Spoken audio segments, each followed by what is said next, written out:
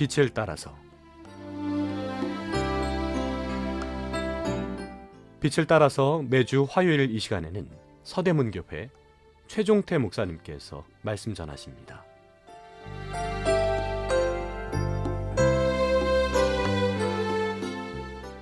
애청자 여러분, 안녕하십니까?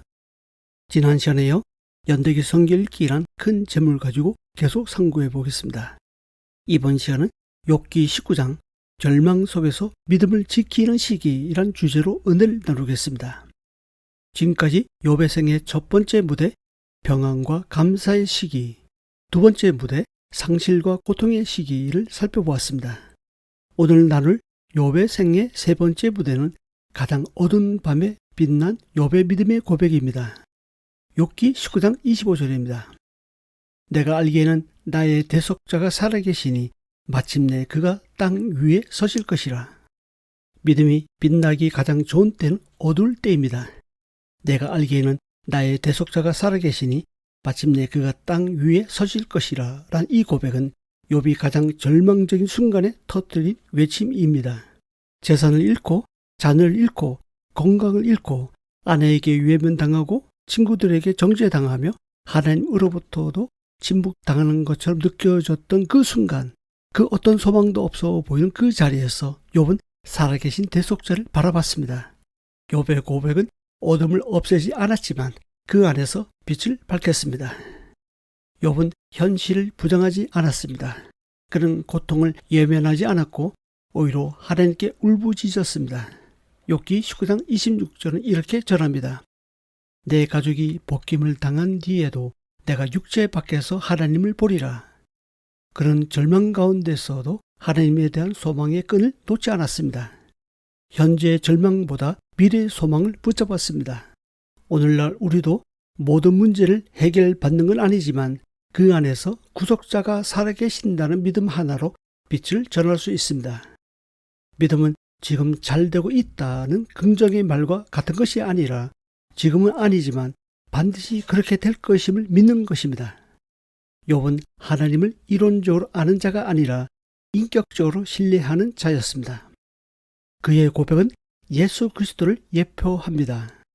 대속자는 히브리어로 고엘인데 이는 단순한 구술자가 아니라 법적으로 대신 책임지는 사람을 뜻합니다. 빚을 대신 갚고 잃은 땅을 대신 되찾아주고 억울함을 대신 갚아주는 사람입니다. 이 말씀은 훗날 오실 예수 그리스도를 보여줍니다.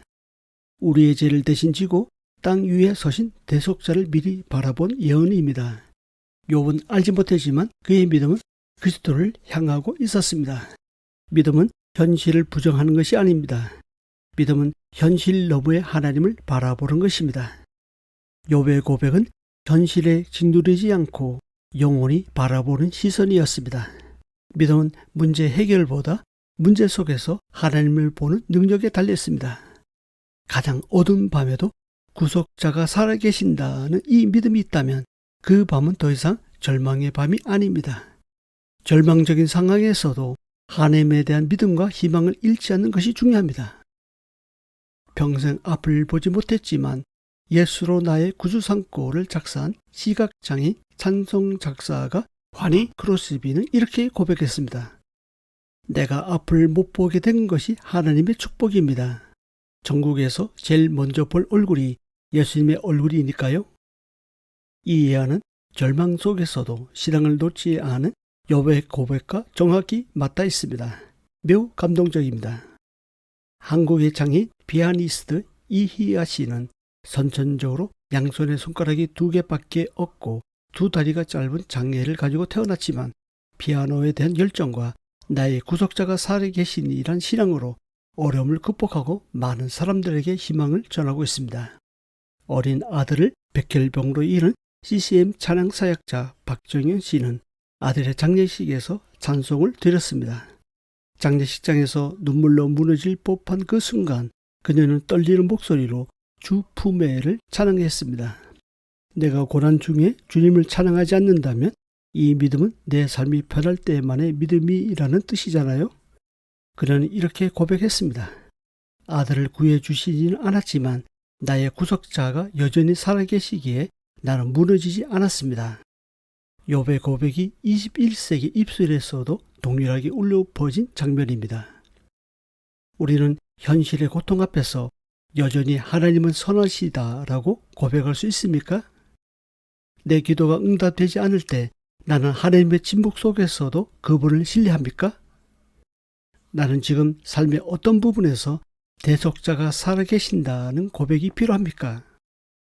가장 최근에 이제 끝이다 라고 느꼈던 순간은 언제입니까? 그 순간 나는 누구를 바라봤습니까? 나는 하나님의 시간표를 기다리는 믿음을 가지고 있습니까? 아니면 내가 원하는 방식으로만 하나님을 기대하고 있지는 않나요? 희망이 없어 보이는 현실 속에서도 나는 후일에 그가 땅 위에 서실 것이다 라는 믿음을 고백할 수 있을까요? 가장 힘들었던 순간 나는 무엇을 붙잡았습니까? 내 신앙의 뿌리는 어디에 내리고 있습니까? 상황입니까? 감정입니까? 말씀입니까? 우리는 때때로 끝이 보이지 않는 고난의 터널 속을 지나고 있을 때 고통과 절망에 빠져 하나님을 잊어버릴 수 있습니다. 그러나 욥은 고난 중에도 하나님을 찾으며 신뢰를 잃지 않았습니다. 욥기 23장 8절에서 10절입니다. 내가 앞으로 가도 그가 아니 계시고 뒤로 가도 보이지 아니하며 그가 왼쪽에서 일하시나 내가 만날 수 없고 그가 오른쪽으로 돌이키시나 배울 수 없구나. 그러나 내가 가는 길을 그가 아시나니 그가 나를 단련하신 후에는 내가 순금같이 되어 나오리라. 욥은 하나님을 찾았지만 하나님이 보이지 않아 고통스러워했습니다. 그렇지만 그는 하나님이 보이지 않더라도 내가 가는 길을 그가 아신다라는 고백을 했습니다. 욥은 하나님의 자신을 단련하신 후 정금같이 나오게 하실 것이라고 믿었습니다. 이것은 절망 속에서도 하나님을 놓치지 않고 믿음을 지킨 신뢰의 표현입니다. 우리는 욥처럼 고난 속에서 하나님을 찾고 그분의 뜻을 구해야 합니다. 하나님은 우리의 고통을 아시며 그 속에서도 우리를 인도하시고 그분의 계획 안에서 우리를 이끌어 가십니다. 고난은 우리의 믿음을 단련시키는 과정일 뿐입니다. 하나님은 고난을 통해 우리의 믿음에서 불순물을 제거하고 정금 같은 믿음을 만들어 가십니다. 이 시간 우리가 해야 할 고백은 무엇입니까? 하나님 도와주세요가 아니라 하나님 여전히 주님을 믿습니다 라고 해야 하지 않을까요? 지금 내가 가진 상처와 실패, 그 안에서도 하나님의 살아계심을 선포하는 것이 필요합니다. 이것이 절망 속에서도 피어나는 믿음입니다. 이 방송을 듣고 계신 애청자 여러분, 지금 여러분은 욥기 19장을 지나고 있습니까? 19장은 절망 속의 고백을 하는 시기입니다. 설명되지 않는 고난, 아무도 내 마음을 이해하지 못하는 외로움, 그런데 그 속에서도 하나님을 향한 희망의 끈을 놓지 않고 계신가요? 그렇다면 여러분은 지금 하나님이 가장 주목하시는 자리에 있습니다.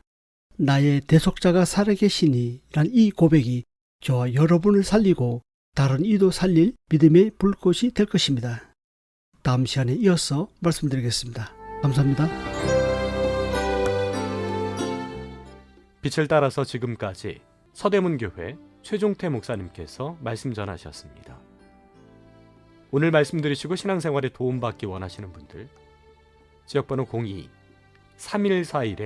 02-3141-5853 3141국에 5853번 서대문교회로 전화하시기 바랍니다.